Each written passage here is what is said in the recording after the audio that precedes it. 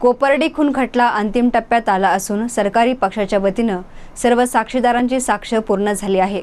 आरोपींचे जबाब घेण्याचं काम चालू असून या प्रकरणातील आरोपी नितीन भैलुमे याचे वकील प्रकाश आहेर यांनी या खटल्यामध्ये आरोपींच्या वतीनं एक अर्ज दिला असून राज्याचे मुख्यमंत्री देवेंद्र फडणवीस यांना साक्षीसाठी कोर्टामध्ये बोलवण्यात यावे अशी मागणी केली। आता या अर्जाबाबत 7 जुलै रोजी फैसला होणार आहे। तसेच काही वृत्तपत्रांचे संपादक आणि या खटल्यामधील सरकारी वकील उज्ज्वल निकम यांना देखील साक्षीदार करावे याचा अर्ज देण्यात आला असून सर्व अर्जांवर 7 जुलै रोजी सुनावणी होणार आहे।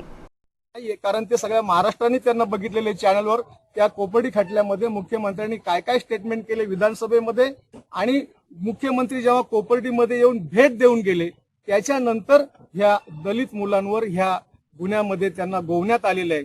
जर मुख्यमंत्री असे म्हणतात या महाराष्ट्राचे की 1 महिन्यामध्ये आम्ही आरोपींना फाशी देऊ आणि त्याच्यासाठीच उज्ज्वल निकमची आम्ही नेमणूक केलेली आहे असं जर आहे कॉन्स्टिट्यूशनल त्यांचं स्टेटमेंट आहे आणि हे कायद्याला धरून नाहीये। ज्युडिशियरीमध्ये इंटरफेअर करणारं ज्युडिशियरीवर दबाव आणणार हे त्यांचं तंत्र असल्यामुळे स्टेटमेंट असल्यामुळे म्हणून आम्ही त्यांना विटनेस म्हणून या ठिकाणी कॉल करत आहोत।